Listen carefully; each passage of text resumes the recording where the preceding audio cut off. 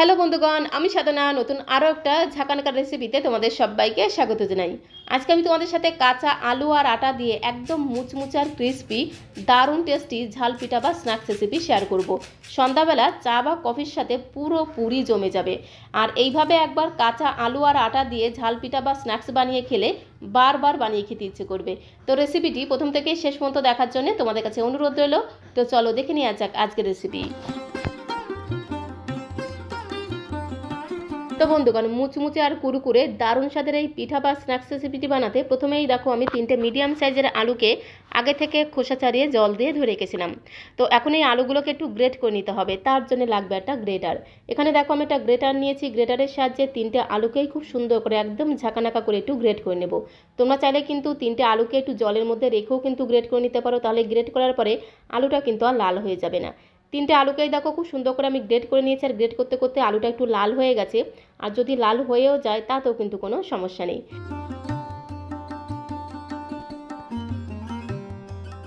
তো 3টে আলুকেই দেখো খুব সুন্দর করে গ্রেট করে নিয়েছি। আর গ্রেট করার পরে অবশ্যই কিন্তু আলুগুলোকে একটু জল দিয়ে ধুয়ে নিতে হবে, তাহলে আলুর মধ্যে যে স্টার্চটা থাকে সেই স্টার্চ কিন্তু জলের সাথেই বেরিয়ে যাবে।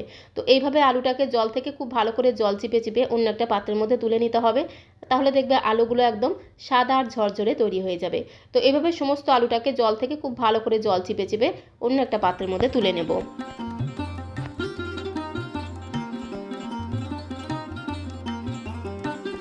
তো দেখো সমস্ত আলুটাকে খুব ভালো করে জল দিয়ে ধুয়ে জলটাকে খুব ভালো করে নিংড়ে নিয়েছি। তো এখান থেকে এখন অর্ধেকেরও বেশি পরিমাণে আলু অন্য একটা পাত্রের মধ্যে আমি তুলে নেব। আর একটা আলু গ্রেট করে যতটা হয় ততটা আলু আমি এই ছোট্ট বাটির মধ্যে রেখে দিলাম। মানে একটা আলু গ্রেট করলে যতটা হয় ততটা আলু রেখে দিলাম। আর বাকি দুটো আলু গ্রেট করা আমি অন্য একটা পাত্রের মধ্যে নিয়ে নিলাম। তো এই ছোট্ট বাটির মধ্যে এই আলুটার মধ্যে একটু জল দিয়ে রেখে দেবো। এই আলুটা কিন্তু আমি পরে ব্যবহার করব। এই আলুটা কিন্তু অবশ্যই এইভাবে একটু জলের মধ্যে রেখে দিতে হবে, একদমই সামান্য পরিমাণে একটু জলের মধ্যে আলুটাকে এইভাবে রেখে দিতে হবে। আর বাকি যে আলুটা আছে সেই আলুটা এখন আমি রান্না করে নেব, তার জন্য চলে আসলাম কড়াইয়ের কাছে।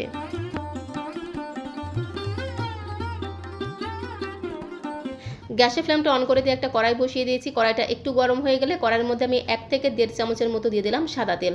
তেলটা একটু গরম হয়ে গেলে হাফ চামচ দিয়ে দিলাম গোটা জিরে ফোড়ন। আর এখানে দেখো আমি নিয়েছি একদম ফ্রেশ টাটকা টাটকা কারি পাতা। কারি পাতাগুলোকে গোটা গোটা দিলে হবে না, কারি পাতাগুলোকে একটু ঝিরিঝিরি করে কুচি করে দিতে হবে। তো সমস্ত কারি পাতাগুলোকে একদম ঝিরিমিরি করে কুচি করে দিয়ে তারপরে এভাবে একটু হালকা করে নেড়ে ছেড়ে ভেজে নিতে হবে। কারি পাতাগুলো যেন পুড়ে না যায়, খুব সুন্দর করে এভাবে একটু নেড়ে ছেড়ে ভেজে নিতে হবে। যখন কারি পাতাগুলো একটু মুচমুচে হয়ে যাবে আর কারি পাতা থেকে খুব সুন্দর একটা ভাজা গ্রান বেরিয়ে আসবে, তখন আমি এর মধ্যে 1 বাটি দিয়ে দেবো জল। যে কোনো কাপ বা বাটির মাপে জলটা দিতে হবে, তাহলে সমস্ত উপকরণগুলো নিতে সুবিধা হবে।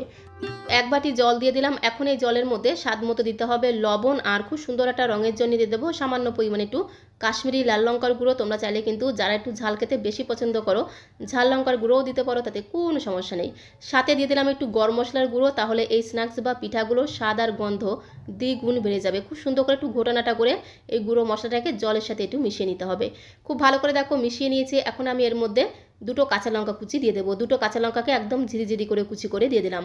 তবে ঝালের পরিমাণটা তোমরা যে যেমন ঝাল খেতে পছন্দ করবে সেই অনুসারে এখানে কাঁচা লঙ্কা কুচিটা অ্যাড করে দেবে। খুব সুন্দর করে একটু নেড়ে ছেড়ে মিশিয়ে নেওয়ার পরে এর মধ্যে আমি গ্রেট করা আলুটাকে দিয়ে দেবো। তো 2টো গ্রেট করা আলু একটা থালার মধ্যে তুলে রেখেছিলাম, সেই গ্রেট করা আলুটাকে দিয়ে খুব ভালো করে একটু নেড়ে ছেড়ে মিশিয়ে নিতে হবে। তারপরে গ্যাসের ফ্লেমটা মিডিয়াম টু লোতে রেখে আলুটাকে জাস্ট 2 থেকে 3 মিনিট সময় ধরে একটু নেড়ে ছেড়ে আলুটাকে একটু রান্না করে নেব। আলুটা যেহেতু গ্রেট করা আছে, নরম হতে কিন্তু একদমই সময় লাগবে না, খুবই অল্প সময়ের মধ্যে কিন্তু আলুটা নরম হয়ে যাবে। গ্যাসের ফ্লেমটা মিডিয়াম টু লোতে রেখে কন্টিনিউ এইভাবে ঘোরানাটা করতে করতেই কিন্তু আলুটা অনেকটাই নরম হয়ে যাবে। তো দেখো আলুটা কিন্তু অনেকটাই নরম হয়ে গেছে। আর আরও একবার খুব ভালো করে একটু নেড়ে ছেড়ে মিশিয়ে নেব। আলুটাকে যে পুরোপুরি একদম সেদ্ধ করে নরম করে ফেলতে হবে সেরকম কোনো ব্যাপার না, জাস্ট 2 থেকে 3 মিনিট সময় ধরে এভাবে আলুটাকে একটু রান্না করে নেওয়ার পরে এর মধ্যে আমি হাফ চামচ দিয়ে দিলাম চিনি। একটু চিনি দিলে এই পিঠা বা স্ন্যাক্সগুলো খেতে কিন্তু দারুণ লাগবে। তো চিনিটা কিন্তু সম্পূর্ণ অপশনাল, তোমরা চাইলে দিতে পারো আবার নাও দিতে পারো। তো একদমই সামান্য পরিমাণে চিনি দিয়ে খুব ভালো করে একটু নেড়ে ছেড়ে মিশিয়ে নেওয়ার পরে এর মধ্যে আমি যে বাটি মেপে 1 বাটি জল দিয়েছিলাম সেই বাটিরই হাফ বাটি দিয়ে দেবো আটা। 1 বাটি জলের মধ্যে হাফ বাটি আটা দিতে হবে। এই রেশিওটা কিন্তু ঠিক রাখতে হবে, তাহলে দেখবে পিঠা বা স্ন্যাক্সগুলো কিন্তু একদম পারফেক্ট তৈরি হবে। গ্যাসের ফ্লেমটা অফ করে রেখেছি। গ্যাসের ফ্লেমটা বন্ধ করে রেখে আটাটাকে খুব ভালো করে খুন্তি দিয়ে চেপে চেপে সমস্ত কিছুর সাথে মিশিয়ে নিতে হবে। আটা মাখার সময় আমরা যেরকম করে আটাটাকে মাখি ঠিক সেই রকম করে খুন্তি দিয়ে এইভাবে চেপে চেপে আটাটাকে খুব ভালো করে মিশিয়ে নিতে হবে। মেখে একটা ডো আমাদের বানিয়ে নিতে হবে। আর আটাটা মেশাতে মেশাতে যদি মনে হয় যে আটাটা একটু বেশি নরম হয়ে গেছে, মানে ডোটা একটু বেশি নরম হয়ে গেছে, সেক্ষেত্রে তোমরা এর মধ্যে সামান্য পরিমাণে আটাও অ্যাড করে দিতে পারো। আবার যদি দেখো যে একটু বেশি টাইট হয়ে গেছে, সেক্ষেত্রে তোমরা সামান্য পরিমাণে একটু গরম জল অ্যাড করে দিয়ে খুব ভালো করে এইভাবে মেখে একটা পারফেক্ট ডো আমাদের বানিয়ে নিতে হবে। রুটি পরোটা বানানোর সময় আমরা যেরকম করে ডোটা মাখি, ঠিক সেরকম একটা ডো কিন্তু তৈরি করে নিতে হবে। তো দেখো ডোটা কিন্তু একদমই তৈরি হয়ে গেছে। এখন এই ডোটাকে আমি একটা প্লেটের মধ্যে নামিয়ে নেব। তো আটার ডোটাকে আমি প্লেটের মধ্যে নামিয়ে নিলাম। এখন একটু ঠান্ডা করে নিতে হবে। তবে আটার ডোটাকে কিন্তু ফ্যানের তলায় রেখে ঠান্ডা করা যাবে না, তাহলে আটার এই ডোটা বেশি শুকিয়ে গিয়ে করকরে হয়ে যাবে। তার জন্য আটার এই ডোটাকে একদম নর্মাল টেম্পারেচারে রেখে ঠান্ডা করতে হবে। আটার ডোটা এদিকে ঠান্ডা হতে থাক, ততক্ষণে আমি বাকি কাজগুলো রেডি করে রাখবো। তো প্রথমেই যে একটার মতো গ্রেট করা আলু এই বাটিটার মধ্যে একটু জলের মধ্যে রেখে দিয়েছিলাম। আর একদমই কিন্তু সামান্য পরিমাণে জল দিতে হবে, খুব বেশি কিন্তু জল দেওয়া যাবে না। তো তার মধ্যে আমি বড় চামচের 1 চামচ ভর্তি করে দিয়ে দিলাম আটা। তারপরে ওই চামচেরই 1 চামচ ভর্তি করে দিয়ে দিলাম ময়দা। ময়দার জায়গায় তোমরা কিন্তু 2 চামচ আটাও দিতে পারো, তাতে কোনো সমস্যা নেই। স্বাদ মতো দিয়ে দিলাম একটু লবণ। তারপরে আমি এর মধ্যে 1 চামচ ভর্তি করে দিয়ে দেবো সাদা তিল। একটু সাদা তিল দিলে খাওয়ার সময় দাঁতের নিচেই পড়বে, খেতে কিন্তু দারুণ লাগবে। সাথে 1 চামচ ভর্তি করে দিয়ে দিলাম একটু চিলি ফ্লেক্স। হাতের কাছে যদি চিলি ফ্লেক্স না থাকে, সেক্ষেত্রে শুকনো লঙ্কাকে একদম ঝিরিঝিরি করে কুচি করেও দিতে পারো, এতে স্বাদ আর গন্ধ দ্বিগুণ বেড়ে যাবে। সাথে দিয়ে দিলাম কালারের জন্য একটু হলুদের গুঁড়ো, আর সামান্য পরিমাণে দিয়ে দিলাম কাশ্মীরি লাল লঙ্কার গুঁড়ো, এতে কালারটা কিন্তু দুর্দান্ত হবে। দিয়ে দিলাম 1 মুঠো ফ্রেশ ধনেপাতা কুচি। একটু ধনেপাতা কুচি দিলে এই পিঠে বা স্ন্যাক্সগুলো দেখতেও সুন্দর লাগবে, সাথে সাথে খেতেও কিন্তু দারুণ টেস্টি হবে। এবার আমি এর মধ্যে দিয়ে দেবো পেঁয়াজ কুচি। এখানে একটা বড় সাইজের পেঁয়াজকে একদম ঝিরিমিরি করে কুচি করে রেখেছিলাম। পেঁয়াজটাকে কুচি করে নেওয়ার পরে পেঁয়াজের যে লেয়ারগুলো আছে সেগুলোকে একটু আলাদা করে নিতে হবে। তো একটা বড় সাইজের পেঁয়াজকে ঝিরিমিরি করে কুচি করে দিলাম। তো এখানে একটা কথা বলে রাখি, যারা নিরামিষভাবে বানাতে চাও তারা কিন্তু পেঁয়াজটা স্কিপ করতে পারো, মানে পেঁয়াজটা না দিয়েও কিন্তু ওই পিঠেগুলো তৈরি করতে পারো, তাতেও কিন্তু খেতে দারুণ লাগবে। তো পেঁয়াজটাকে দিয়ে সমস্ত কিছুকে একসাথে খুব সুন্দর করে একদম ঘোটানাটা করে মিশিয়ে নিতে হবে। তো চামচের সাহায্যে খুব সুন্দর করে ঘোটানাটা করে ঠিক এরকম একটা গাঢ় ঘনত্বের ব্যাটার আমাদের তৈরি করতে হবে। ব্যাটারটা যেন বেশি পাতলা না হয়ে যায়, এরকম করে একদম গাঢ় করে তৈরি করতে হবে। তো ব্যাটারটা দেখো একদমই তৈরি হয়ে গেছে। ব্যাটারটাকে একটা সাইডে রেখে দেবো। আর এইদিকে দেখো আটার ডোটাও কিন্তু খুব সুন্দরভাবে ঠান্ডা হয়ে গেছে। তো এখন এই আটার ডোটাকে হাত দিয়ে খুব সুন্দর করে চেপে চেপে ঠেসে ঠেসে মেখে নিতে হবে।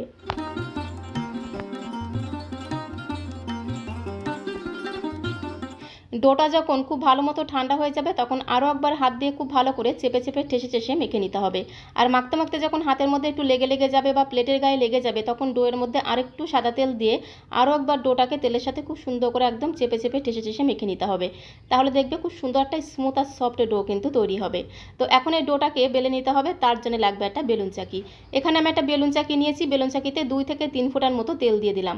আর এই ডোটা বেলার সময় কিন্তু কোনো রকম আটা বা ময়দা দিয়ে বেলা যাবে না, একটুখানি সাদা তেল দিয়ে বেলে নিতে হবে, তাহলে নাস্তাগুলো বা পিঠেগুলো বানাতে কিন্তু সুবিধা হবে। তো এখন ডোটাকে নিয়ে প্রথমে হাত দিয়ে এভাবে একটু চেপে চেপে চ্যাপটা করে নেব। তো দেখো ডোটাকে একটু চ্যাপটা করে নিয়েছি। এবার একটা বেলনি দিয়ে বেলে নিতে হবে। তো বেলনির গায়ে অবশ্যই কিন্তু একটু সাদা তেল লাগিয়ে নিতে হবে। তো দেখো খুব সুন্দর করে বেলনির গায়ে একটু সাদা তেল লাগিয়ে নিয়েছি, তাহলে বেলতে সুবিধা হবে। তো এখন খুব সুন্দর করে বেলে বেলে একটা বড় সাইজের রুটি আমাদের তৈরি করে নিতে হবে। আর এই রুটিটা খুব বেশি মোটা হবে না, আবার খুব বেশি পাতলা হবে না। তো দেখো আমি বেলুন চাকির সাইজেই কিন্তু একটা বড় সাইজের রুটি বেলে নিয়েছি। এবারে রুটির চারদিক থেকে এইভাবে একটু কেটে বাদ দেবো, তাহলে দেখবে এই রুটিটা বেশ একটু চৌকো শেপের হবে, দেখতে কিন্তু দারুণ লাগবে। এক্সট্রা যে ডোটা আছে এই ডোটা কিন্তু ফেলে দেবো না, এটা দিয়ে কিন্তু আবারও আমরা পিঠে বা স্ন্যাক্স তৈরি করে নেব। তো এইভাবে কিন্তু চারদিক থেকে কেটে কেটে একটা চৌকো শেপের রুটি আমি তৈরি করে নেব।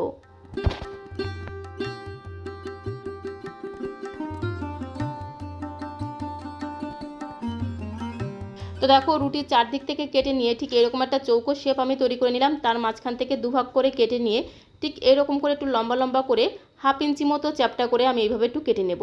আজকের এই পিঠে বা স্ন্যাক্সগুলো আমি এরকম লম্বা লম্বা শেপে তৈরি করছি, তবে তোমরা তোমাদের পছন্দ মতো শেপ দিয়েও কিন্তু তৈরি করে নিতে পারো, তাতে কোনো সমস্যা নেই।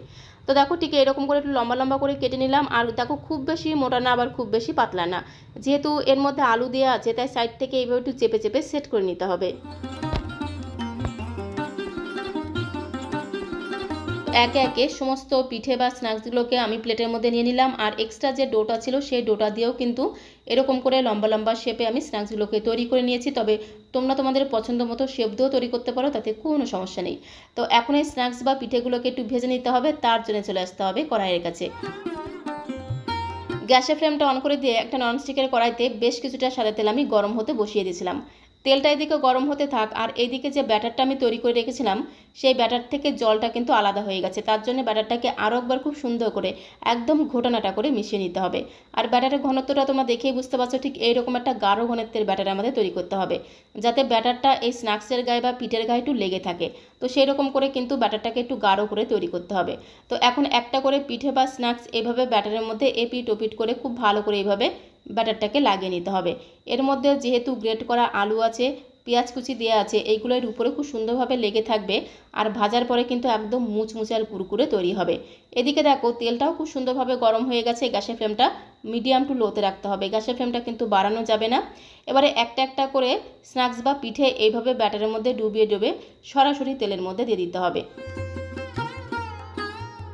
তো বন্ধুগণ, সন্ধ্যাবেলা চা বা কফির সাথে যদি একটু মুচমুচে কুরকুরে ঝাল ঝাল কিছু খেতে ইচ্ছে করে, তাহলে এইভাবে কিন্তু কাঁচা আলু আর আটা দিয়ে খুব সহজে ঝটপট করে কিন্তু এই স্ন্যাক্স বা পিঠেগুলো বানিয়ে নিতে পারো। আর খেতে এতটাই টেস্টি হয়, একবার বানিয়ে খেলে বারবার বানিয়ে খেতে ইচ্ছে করবে। একদম মুচমুচে আর কুরকুরে তৈরি হয়, খেতেও কিন্তু অসাধারণ টেস্টি হয়।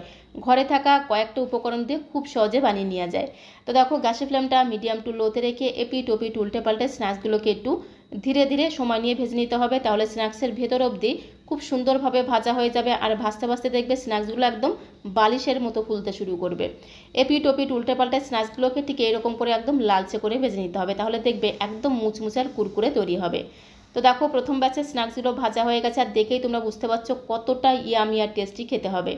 একদমই মুচমুচে তৈরি হয়। তো এরকম করে একটু লালচে করে সময় নিয়ে ধীরে ধীরে ভেজে নিতে হবে। আর এর মধ্যে যেহেতু একটু সাদা তিল দেওয়া আছে, খাওয়ার সময় এই তিলগুলো দাঁতের নিচেই পড়বে, খেতে কিন্তু দারুণ লাগবে।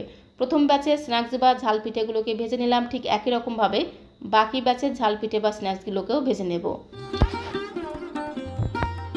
তো বন্ধুগণ, কাঁচা আলু আর আটা দিয়ে এইভাবে কাউকে স্ন্যাক্স বা ঝাল পিঠে বানিয়ে খাওয়ালে সে কিন্তু তোমার কাছে রেসিপি জানতে চাইবে, আর খেতে এতটাই টেস্টি হয়, একবার কাউকে বানিয়ে খাওয়ালে সে কিন্তু বারবার তোমার কাছে অনুরোধ করবে এইভাবে ঝাল পিঠে বা স্ন্যাক্স বানিয়ে দিতে। সন্ধ্যাবেলা চা বা কফির সাথে পুরোপুরি জমে যাবে। তো দেখো সমস্ত স্ন্যাক্সগুলোকে ভেজে প্লেটের মধ্যে সাজিয়ে নিলাম, আর আওয়াজ শুনে তোমরা বুঝতে পারছো স্ন্যাক্সগুলো কতটা মুচমুচে আর কুরকুরে তৈরি হয়। তো বন্ধুগণ, একটি স্ন্যাক্স তোমাদের ভেঙে দেখিয়ে দিলাম, ভেতরটা দেখো কত সুন্দর ভাজা হয়ে গেছে, একদমই কিন্তু হালকা ফুলকা তৈরি হয়। আর এর সাথে যদি টমেটো সস থাকে তাহলে তো কোনো কথাই নেই, টমেটো সসের সাথে খেতে কিন্তু দুর্দান্ত লাগে।